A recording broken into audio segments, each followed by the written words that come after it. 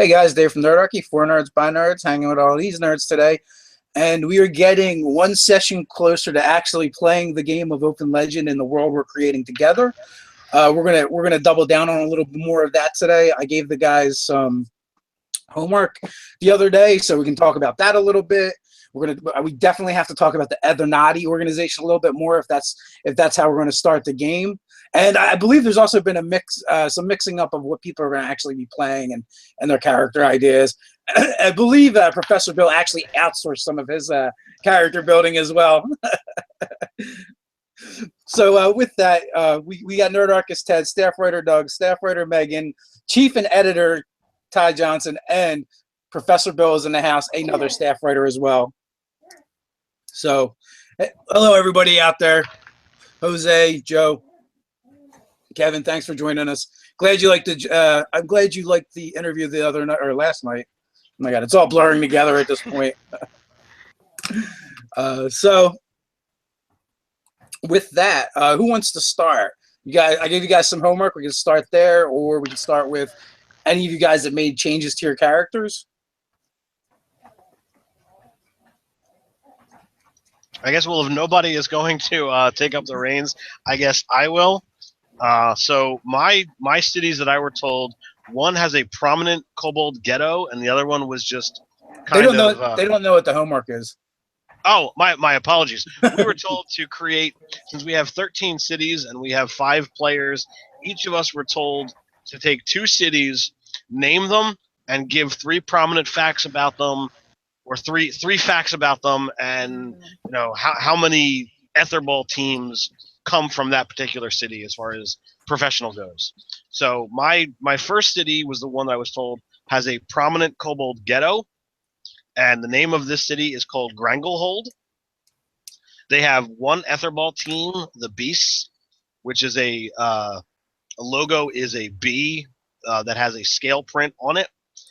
They are known for coming in last place every year within the AErther Ball League, but this year they have a secret plan that's going to put them into first.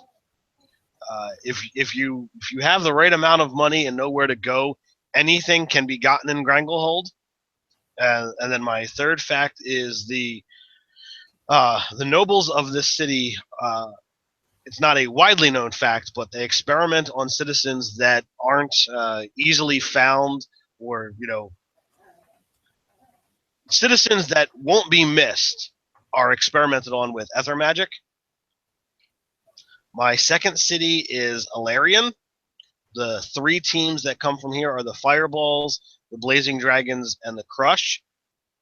The noble house of Phalaris has developed a drug to grant ether powers, and it's highly addictive. The shipwrights that reside on Alarion are known to build the fastest ships within the realm, and despite the research and attacks and everything else by the other cities, they have not been able to come up with how they do it. And the prominent criminal element that exists on Alarion actually reside in the catacombs or caverns beneath the city, so that anything or anyone that they want disposed of, they can just push right out the bottom. No one's going to see it fall. No one's going to know, and they get off scot-free.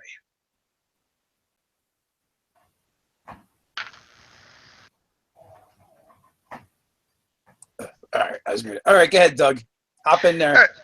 All right. I had 2 cities, one of which was a Dwarven city, because my character is going to be a dwarf. So I'll start with that one. That city is called Pietracus, which is the Dwarven stone home. It's a very organized and rigid society. The city is laid out in 6 sectors that are radiating outward around like a central dwarf-made lake in the hollowed-out peak of a mountain that the city is built upon, because I kind of imagine, like the entire mountain Dwarven kingdom just lifted up into the sky. But there's exterior structures that are just carved right out of the stone, and incorporate like the veins of crystal that run through the rock. So there's a lot going on underground, but there's a lot of open air structures as well. The head of I kind of imagined it like a state-run sort of situation. So the head of the state is called the general mayor. Of course, dwarves are very industrious peoples, and the engines are always turning. So, life there can be kind of harsh and filled with toil. But there's a lot of workers for the state to be responsible for. So most folks are either workers or part of the military. Kind of imagine there's a lot of the ether power and clockwork sort of things going on. Dwarves are proud, tough people, and they're generally supportive of the state. They don't have like a terrible existence there, but it's no walk down easy street. So I figured non-dwarves would probably find it awful there, but for a dwarf, it's just life as it is. And that would be the city where my character comes from. They have one professional Aether Ball team, which is naturally state-sponsored. It's called the Vanguard, and their logo is like a faceted purple gem inside a shield of bronze. Their strategy is just based around their toughness and their resilience, so they have a strong defensive game to outlast their opponents. And my other city is called Orashul. It's sort of a cultural center that reinvented itself after heavy damage in a war. So there's some of the surviving, more classic elegant architectures mingled with modern stuff. There's a lot of museums, cultural venues, shopping, and it's a very racial city. There's people of all races there. But it's very guild run, so everybody, there's like a guild for street workers, architects, just pretty much everybody's in some sort of guild. And it's known for having a lot of skilled artisans, craftspeople, and construction and things like that. And it's managed by a guild federation with representatives from all the guilds, of which there are a great deal. But the system works surprisingly well. They kind of have a laissez-faire economy that's made it into a busy trade city as well as a transportation hub. So merchants from all over will come to do business there, import, export. So it's a city as much about art and culture as it is built on deal making. Interestingly enough, Megan and I both had a similar idea, kind of inspired by the Starry Night sidewalks, which I think are in the Netherlands. It's kind of like sidewalks with built-in illuminated features, but so I figured the streets are kind of illuminated with ether, and there's ether lamps all over, so it's a very lit city. But it kind of conserves ether by turning off the lights when no one's around, or residents can change the color of the lights depending on their preferences. Light can travel around the city with you as you're if you take your dog for a walk every night and walk down the same path, it'll remember that. There is, of course, an Aether Ball guild, as well as a stadium. It's one of the bigger ones around.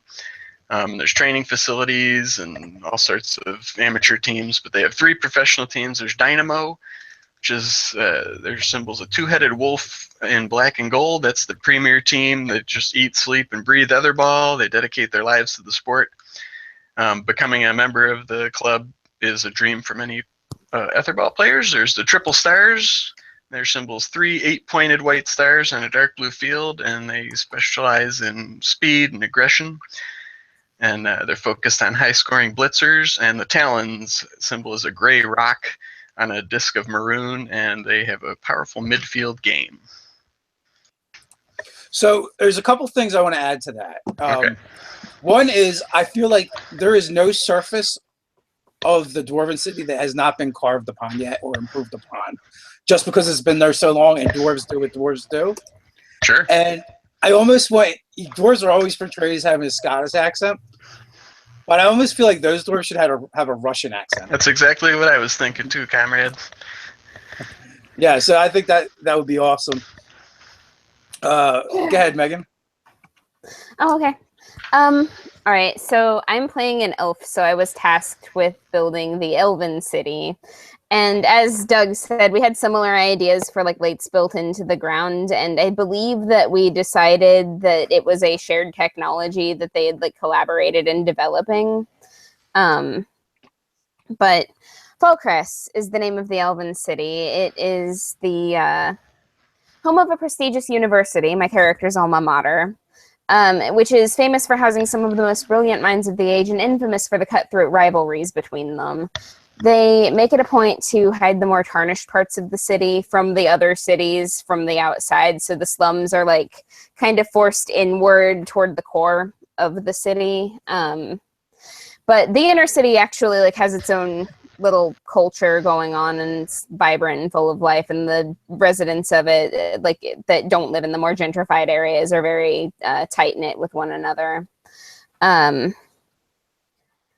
It's also an agricultural center, so they've perfected the art of growing things. They've got a decently sized garden on the southern end of the city. There are trees all over the place, and nobles kind of make it a point of pride to like have better gardens than the other nobles do. I was going to make a better homes and gardens joke, and then it tried to come out at the same time as that sentence. That was why that stumble happened. So some of the buildings and things have like plants built into them. It's definitely more green than some of the other islands. The AErther Ball teams in Fallcrest, they have two major teams. The Hatters, whose colors are purple and brass and probably have some kind of hat in their logo. They are more akin to like strategizing and being smart about it, whereas the Bandits are from the inner city. Their colors are red and black, and they are known for frequently trying to achieve victory through conquest. If you're playing against them, you are probably going to get hit. And then the other city is New Renwick, which basically think gnomish Las Vegas. It's full of casinos and brothels. They are funded by other people's vices. Not a lot of people actually live there. Most of them commute for their jobs and things, but the gnomes that do live there are very serious about it. All of the buildings have facilities for the shorter races, and there are enough for like any of the tall folk that go there to find a place to stay, but it is not guaranteed that the doors are going to be your size. They have their own special code of justice, and if you tick off the wrong person, you're likely to take a long drop off the edge of the island, and they don't really care who sees because they don't really let other forms of law enforcement in. They also have two AErther Ball teams, the Incubi, who are colored royal blue and silver, and they're known for being a team of handsome men who play in masks to protect their faces. They're kind of like the Chippendales guys, but Major League AEther Ball players, and they're actually good at it, otherwise they'd have never made the big leagues, but they're known for just being really hot. And the High Rollers, whose colors are green and gold, and they are known for being very high risk, high reward. They have been thrown out of most of the nice hotels on the other islands. They're clean on the field, but off the field, they're known for causing trouble.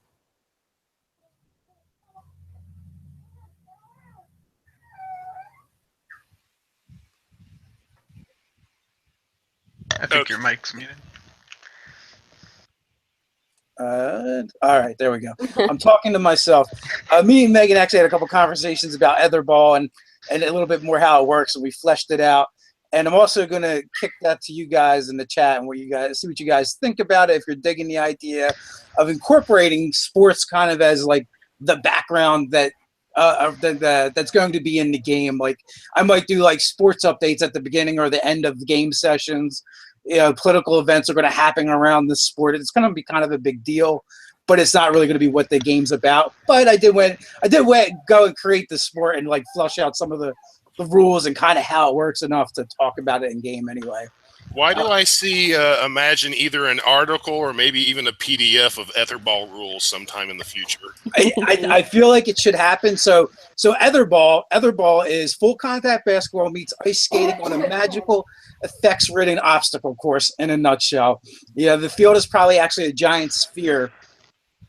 And also it makes me think of the death cage, you know, from like circuses and stuff. Let's move it down the line. Ty, what do you got for me?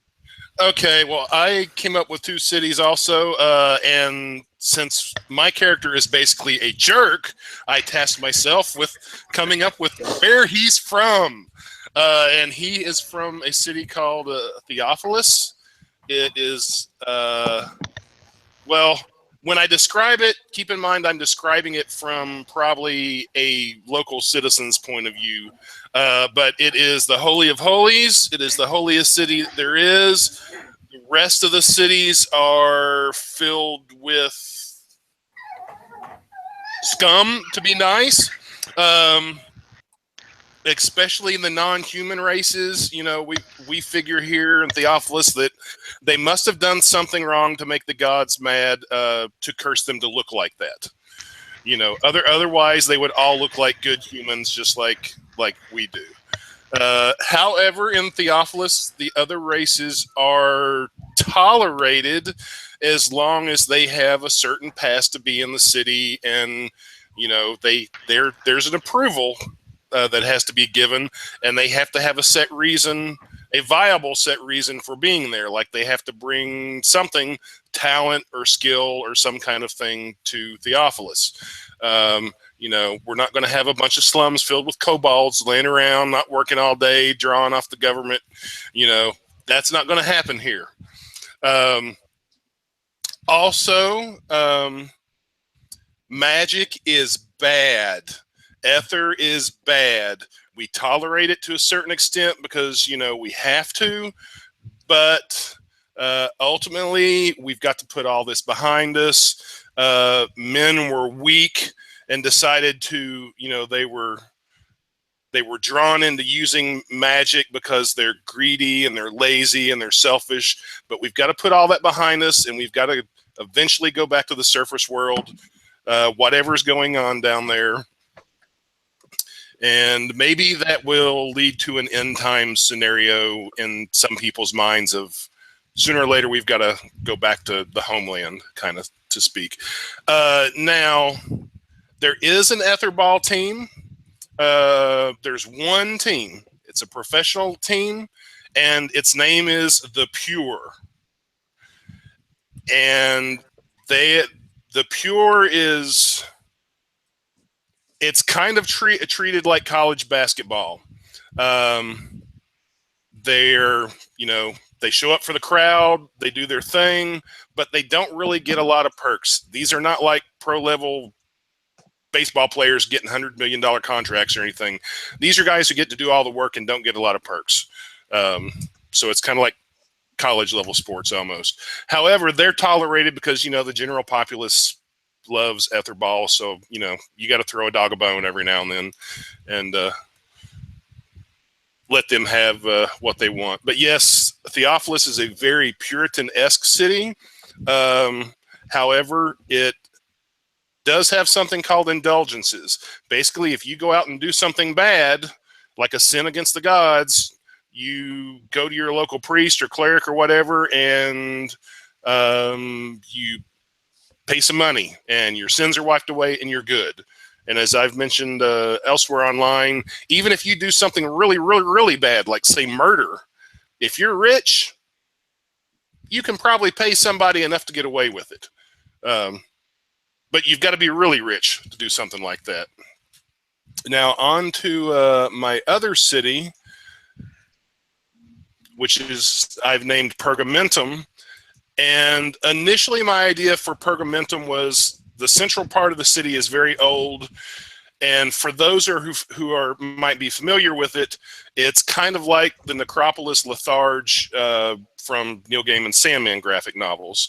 It focuses very much on traditions of interment and cremation, things like that, and dealing with the dead after they're dead, obviously. So the central part of the city is very, very old, very traditional. Tends to be more human, but that's more of a kind of a traditional thing, just how it's turned out. They definitely, Pergamentum, pretty much anybody's welcome. However, outside of the central city, the outer circle has become what's sometimes affectionately known as Junktown. And it's really, I thought of it as just, for those who can remember, it's basically Sanford & Son times like 1,000. It's just one great big sprawling junkyard. It probably has a tendency to draw that part of the city, which will obviously be the larger part, would have a tendency to draw probably other races like kobolds and things like that. Basically, characters who maybe have a hard time finding a place fitting in somewhere.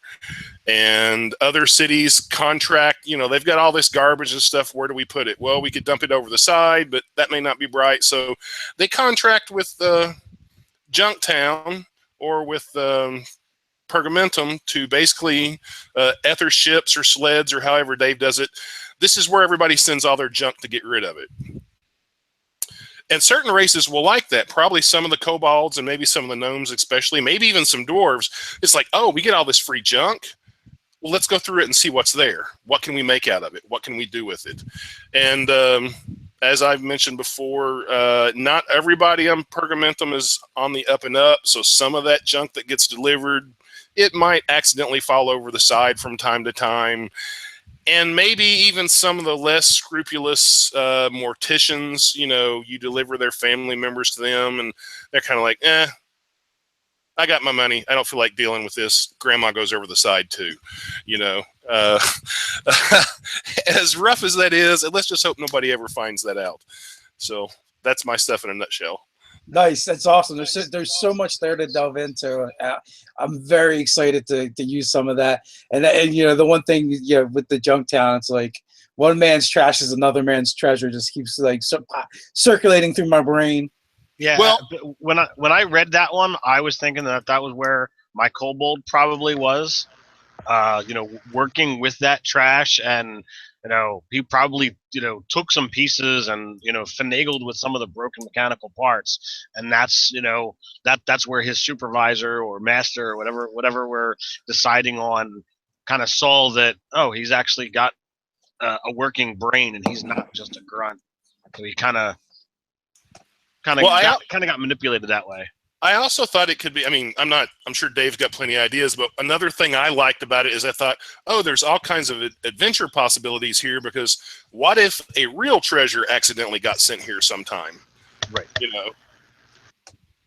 you've got to go dig it out.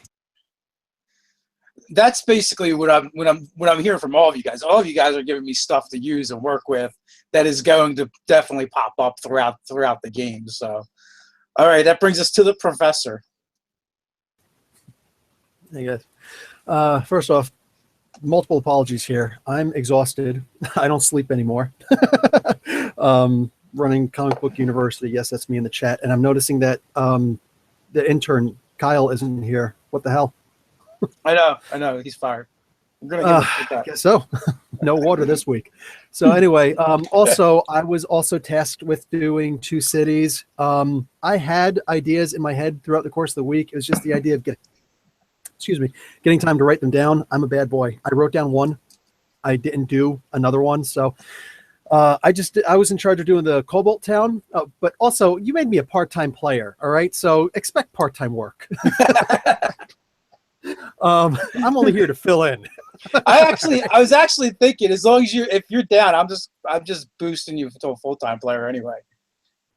Okay, if you've got enough and all that good stuff. Anyway, I made Kerfluffle. This is the Cobalt town. Literally just put it in the our private chat this morning. But Kerfluffle is probably one of the larger cities, and yet it's also the least represented. They don't get a whole lot of the money that comes into there. They're kobolds, for crying out loud. They're the lowest of the low. And while you may have slums, Chris Reese, Comic Book University is my channel. While you have slums and ghettos in certain areas, like the European style ghettos, in other towns that have kobolds in them, this is the kobold, I guess you'd say the throne world. So this is literally as poor gets. They are so distant, don't care the money. They don't get the funds that everybody else is getting. So when you have like money, from the tax to go to Kerfreely, for the most part. So you're talking the infrastructure sucks. It's so bad that, like, on average, the tallest building that will be there will be about 5 stories tall, falling apart. And I want you to literally think of like the old 1920s homes where you've maybe got, let's say, On one floor, you'll have, let's say, 20 homes, even though only 8 of them, 10 of them at best, will have windows. The other ones will actually be inside, and you'll have like maybe a hole that will go out and give you some kind of ventilation or circulation. And just go outside if you want air, man. And fire traps like you wouldn't believe, forget about it. Also, Aether costs money, man. Aether is energy. Aether is life, and there ain't too much there. So it's too expensive to actually have Aether in, like running water. It doesn't happen very often there. So elevators and things like that, forget about it. That's one reason why you don't have a whole lot of very tall buildings. And you will have sliding boards once in a while that will look cool. They'll look cute and whatnot. But yeah, it's really just sad when you really get down to the nitty gritty of it, is to go from top to bottom. That aside,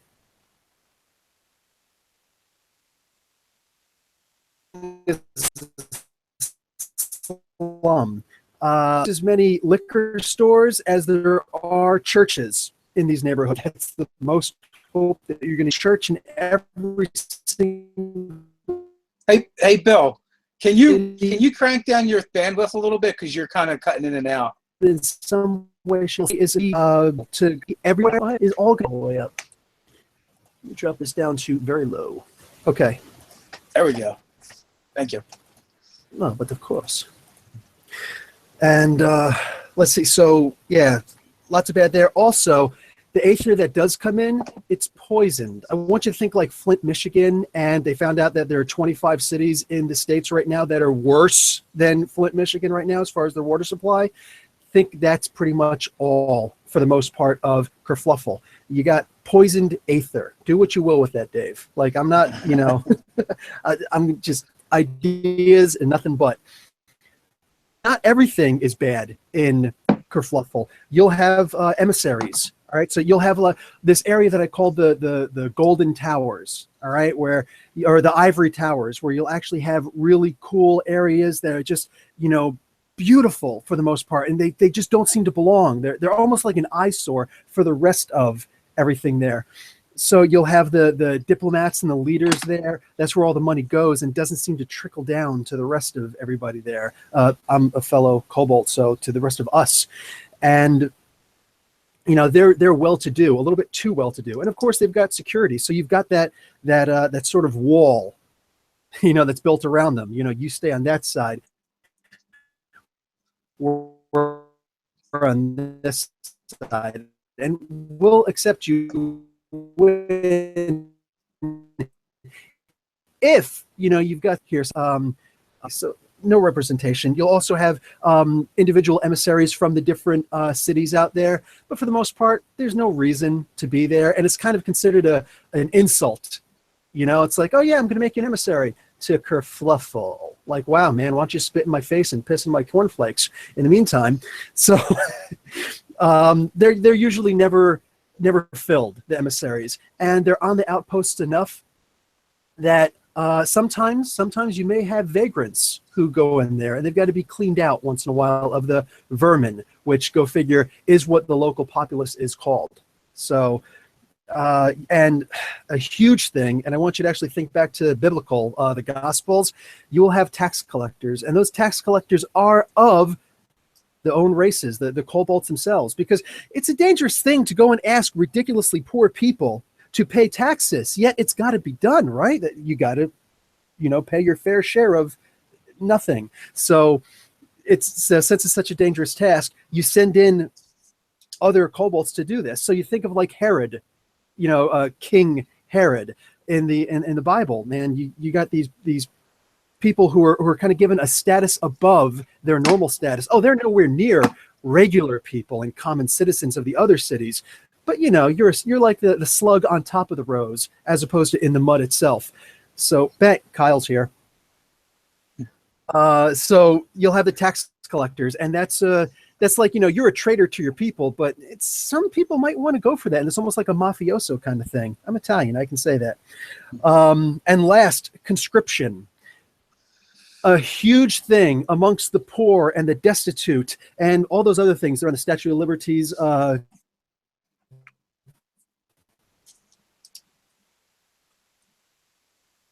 all those people, so you place, and it's a huge business. Now, what's the purpose for all these wars if instead we're doing this AErther Ball to finish, any problems that you have in between cities and whatnot? Well, the fact is that not too many people even know that there is a standing army, a huge standing army, and not just an army navy with the airships and things like that. All right, because maybe there's some kind of secret war going on. You think like 1984. Oceania is at war with, and so on and so forth. It changes sometimes. So maybe it's people on the surface. Who knows? We don't know what's actually going on the surface or subterranean. And this is a way for us to maybe, bring that in. So, yeah, the military, that's a good way to do things. So, Bill, when you were putting this up there, I meant to throw it in the chat. But didn't. So now is a good time to actually bring this up. Yeah, so all you gave me was a thumbs up. If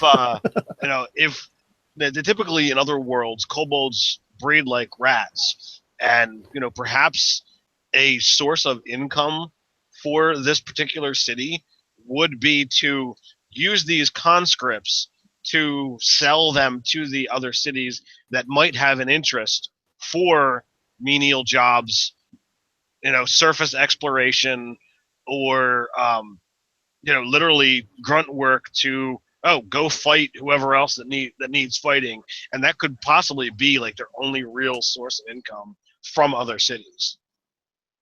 So from what you just said, Bill, this is what I got, and you guys can thank him later because it's going to come up. So we got the secret war that may or may not be going on, which I'm loving that. Press gangs is now a thing.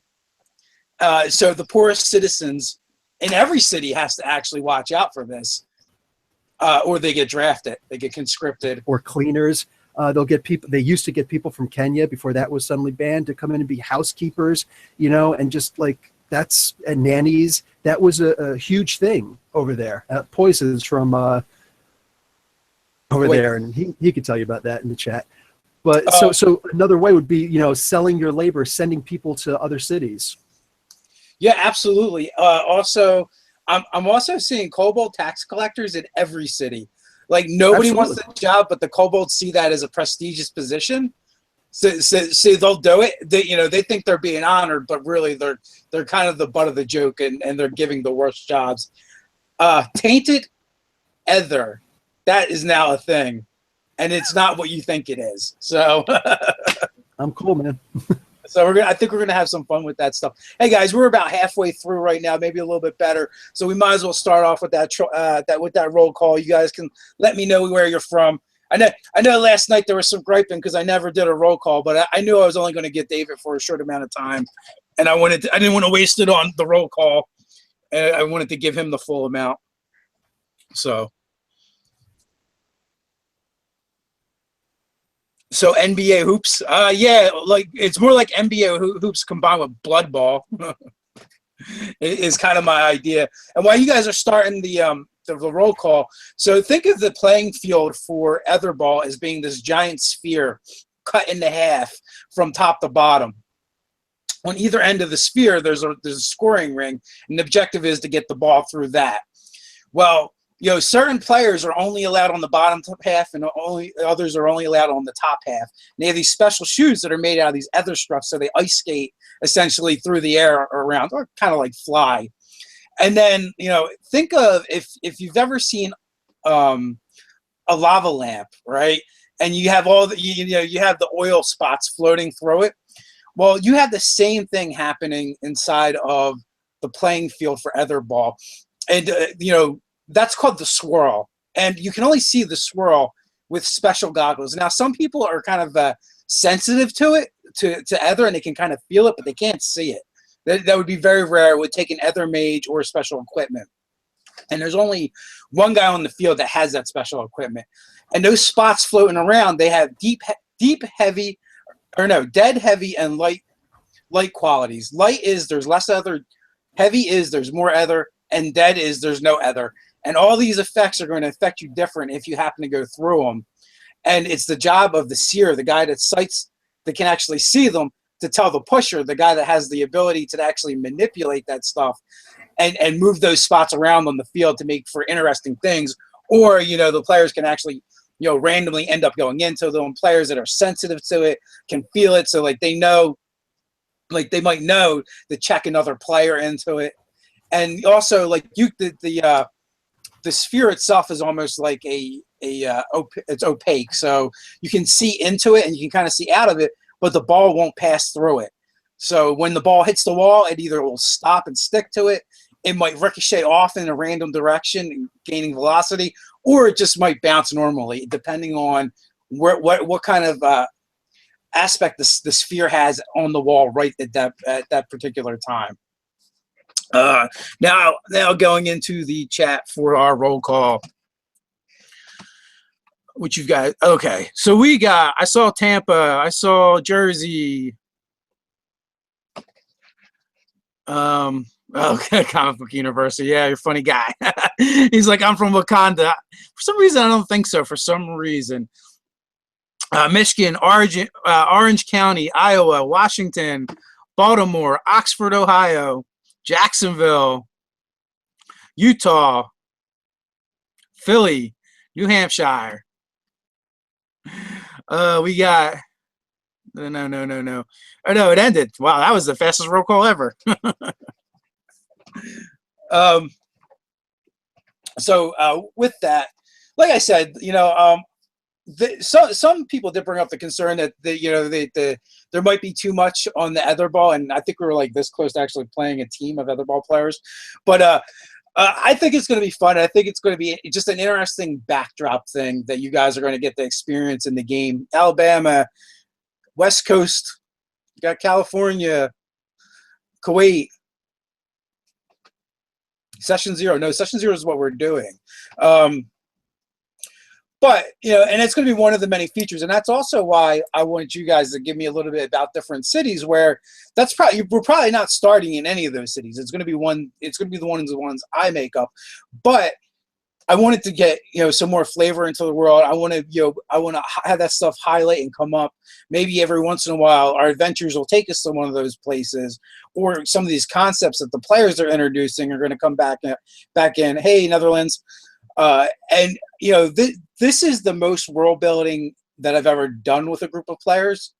We've done a little bit in the past, but I wanted to try something different, and I thought it would be fun from several different aspects.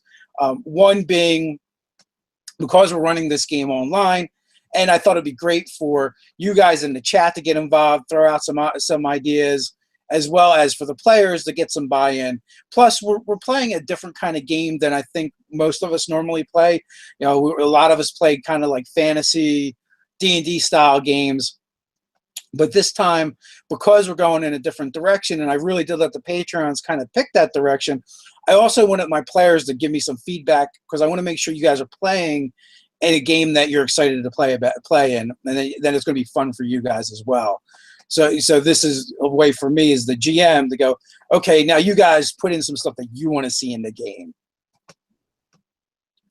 So with that, speaking of things that you guys would like to see in the game, so I think we've all agreed on the Etherna as an organization that's going to kind of bring you guys together. Does anybody have any ideas or things that they would like that organization to stand for? And I'll just start with Ted, and we'll just go right down the line. Well, thanks for throwing me under the bus, Dave.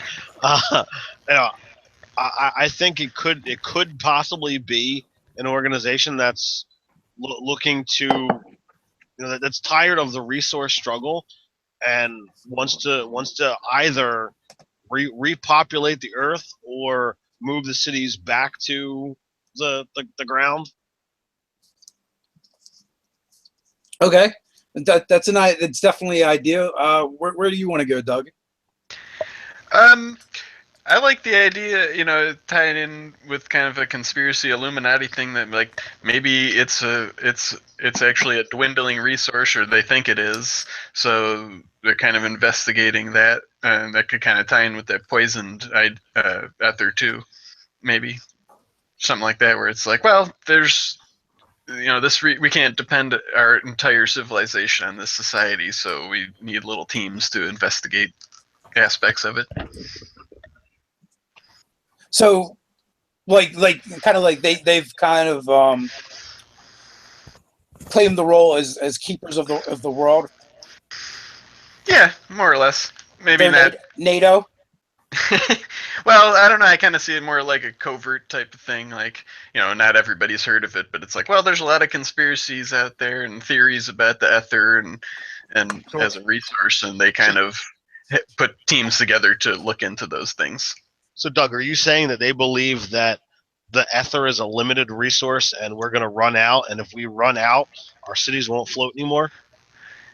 Yeah, like that's one of the possibilities. So they kind of put teams together, like, well, let's go check out these different theories and see if if there's any merit or if there's anything we can do about that, without alarming the populace. They don't want to be like, hey, guess what, everybody, our cities are going to crash to the ground pretty soon.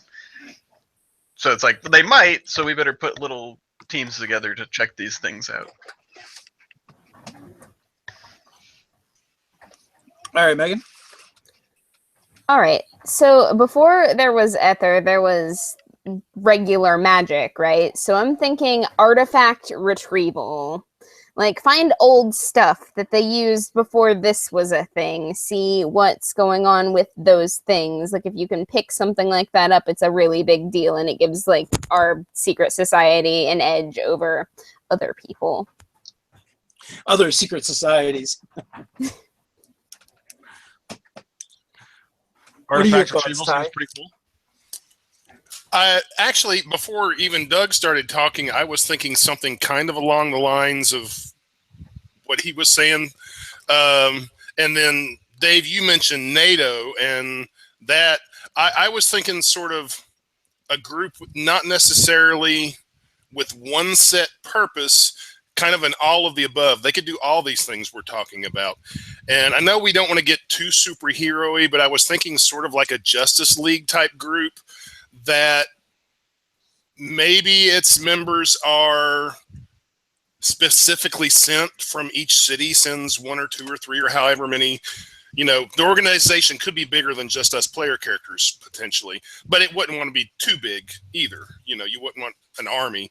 And basically, we are all tasked with kind of coming together and dealing with a bunch of different things. Whatever, the poison ether, the ether disappearing, the getting back to the world, the looking up ancient artifacts. We could kind of be a somewhat loose organization that we're basically trying to keep everything from falling apart for the most part. And it's kind of whatever that takes. So it is definitely much bigger than just the player characters. It's a bigger organization. Yeah. You guys are sponsored.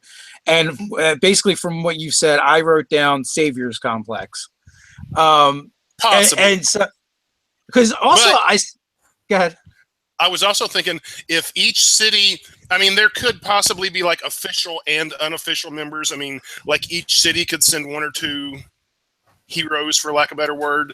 But maybe there's kind of some independents also who are kind of working for the better good. But the thing is especially each of us would, or each person in the organization would have their own ulterior motives, which aren't necessarily bad or evil or anything, but they might not always gel with other people's in the groups with what they've got going on. Kind of almost like something, and they can't all. Some of them, they're not always going to mix together well.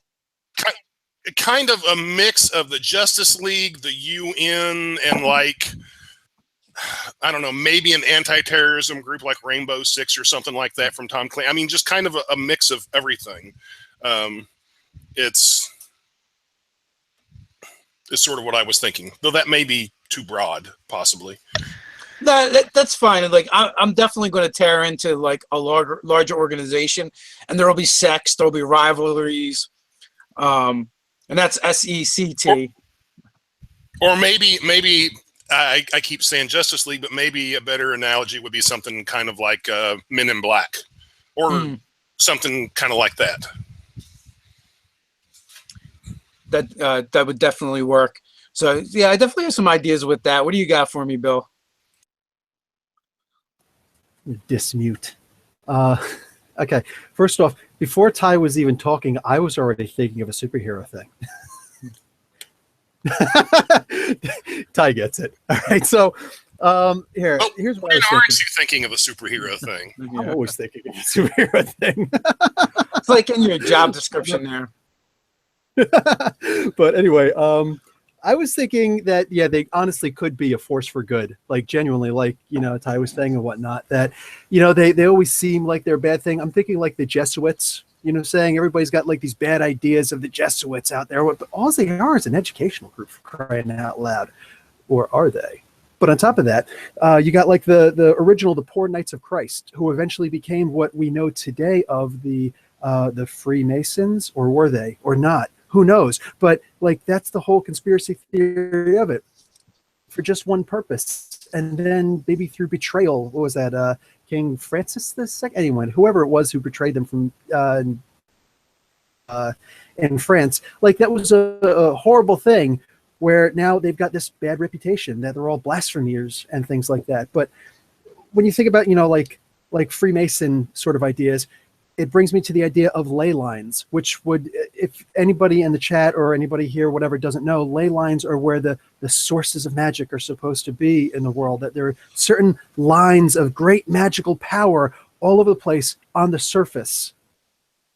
We're not allowed to go to the surface. Maybe that's one of the reasons why people want to go there. And the basically this Illuminati, Etherna group, they're trying to fix. Thank you, Lavoyer. They're trying to fix problems that other people are creating, and of course, they're getting blasphemed and they're getting you know, given a really bad name. And of course, that's up to the GM. Well, you know, that being said, the cities have been placed in very specific locations, and things didn't start going bad until one of those locations was broken.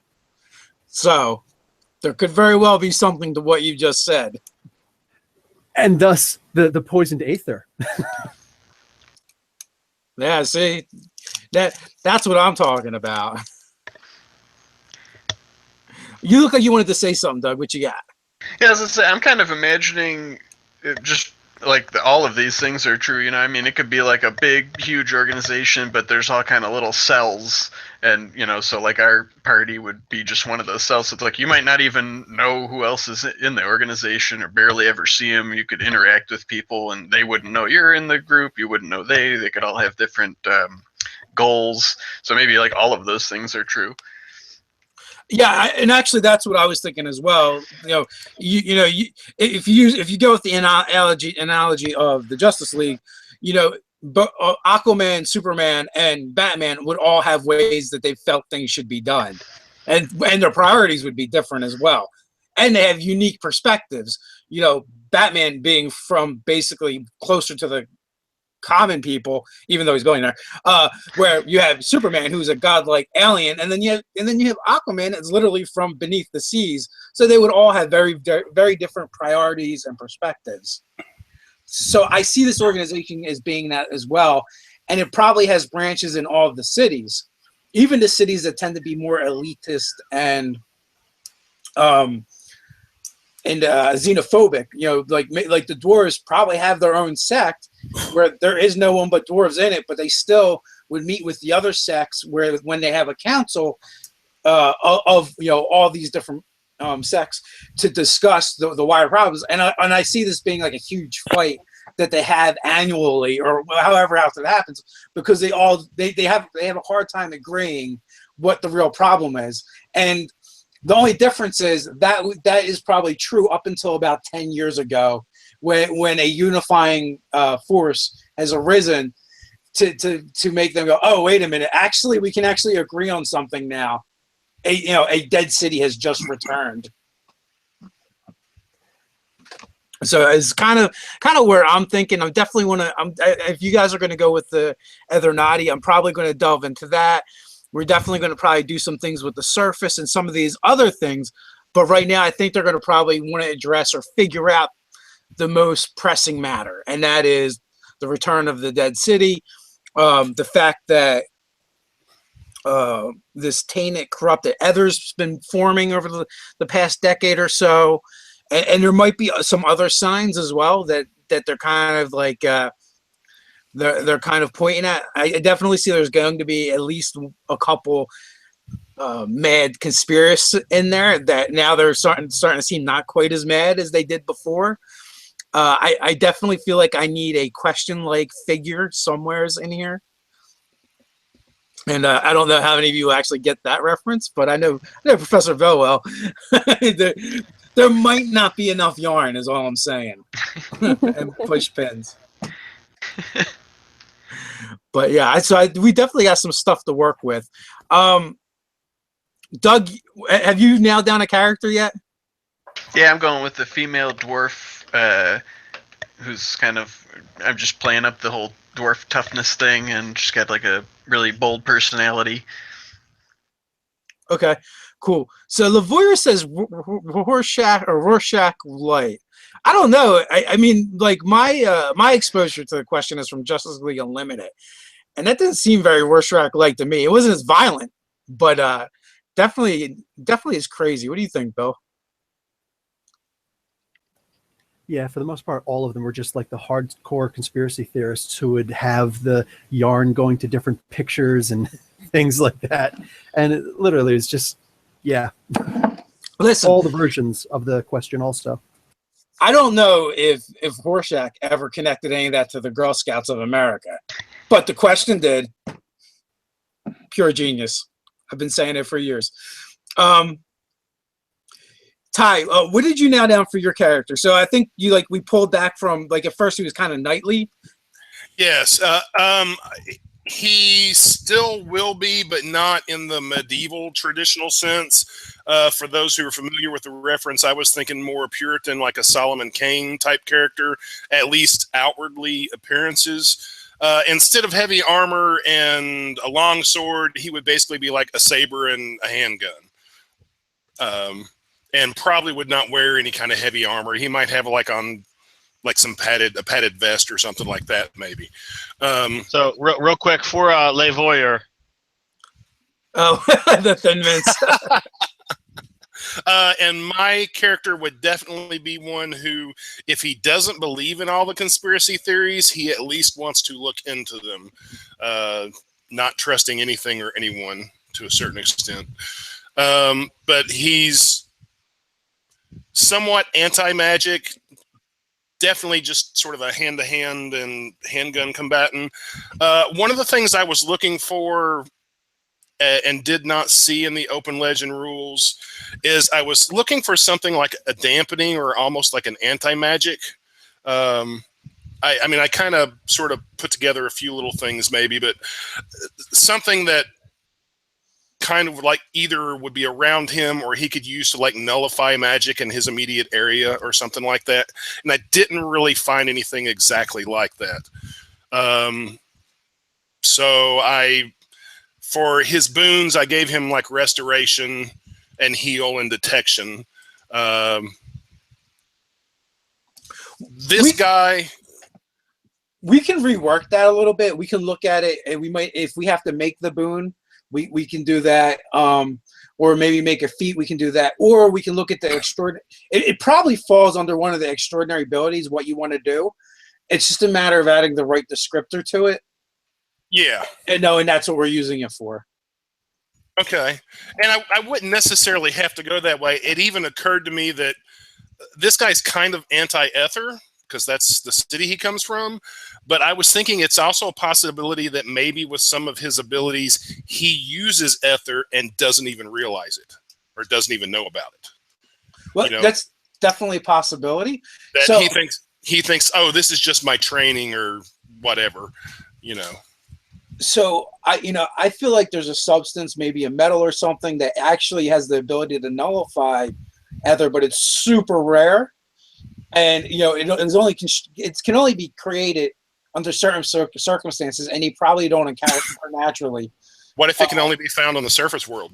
Well, that could be it as well. And it also makes me think a little bit about Captain America's shield, how that was an accident, and so the order that you belong to actually has forged a gauntlet from this, right? And, okay. And every generation it gets passed to one individual. and then we could tie whatever power that is to that gauntlet. So you would actually have the ability to combat Ether or people wielding Ether, whether it's defending against direct Ether attacks or weakening a structure that's held together by Ether or things like that. Is what I'm thinking about. But I'll leave it up to you if that's something you're interested or not in or not. Yeah, though I would make a suggested change. Instead of a gauntlet, maybe like the hilt of his sword. So, or it could even be in the blade. And what makes me think that is he would almost kind of think of it as like cutting through magic. He would. Is your character religious? Is that the? Oh yes, definitely. Very Puritan-like. What if it's the holy symbol? It could be that. Like it hangs around his neck or something? Yeah. Yeah, that could work. So you definitely want it to be that instead of it's just you absorb the thing? Ty? I could go either way, honestly. We could literally do both where it's the dirty secret of the organization. Like the individual is actually like the anti-ether, but they have this object that they pass to the person. Like they have ways of figuring out who it is. And for whatever reason, there's always one every generation. But or I was going to say maybe the power is actually in the person, but this item is like a booster. It like gives a big, like maybe just for example, maybe my guy has the power, but it's only like at level 1 or 2 or something like that. But this item suddenly, bam, jumps it up to like level 7 or something, or 5 or 9 or whatever. Right, and the way Open Legend works, I believe that would probably fall under like a flaw, where you have the power, but without this X factor, the flaw comes into play. It would be like a reducer. Okay. And again, maybe my character doesn't even know, or doesn't know all the details about it. He just knows he's got this ability. He's got this holy symbol or whatever it should be.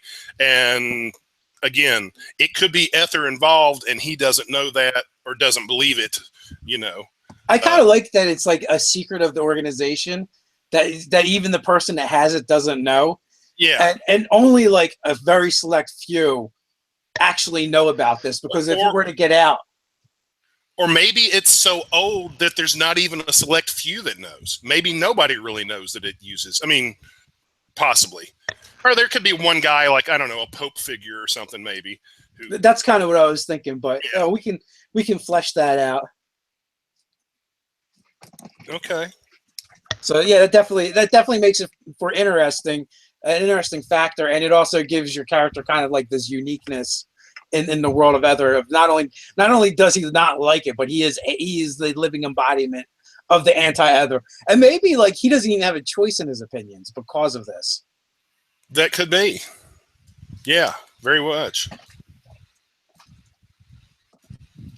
Let's see.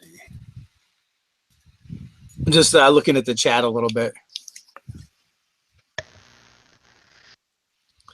Lavoyer wants it to be the belt buckle on your hat. There's only one guy that's actually allowed to have a belt buckle on his hat, and that's why. Deacon Von Cookie Crisp. You guys are just getting silly. All right, guys, we're about the hour mark. I got plenty of stuff to work with now. And either next week or the following week, we're going to actually get started with the actual gameplays. And you can also keep your eyes peeled for the nerdarchy.com website, because we'll be putting up the character builds over there. The writers are going to write up character builds. Ted and I will then be delving into the character builds and doing videos on them and stuff like that. So until next time, guys, stay nerdy. Stay nerdy.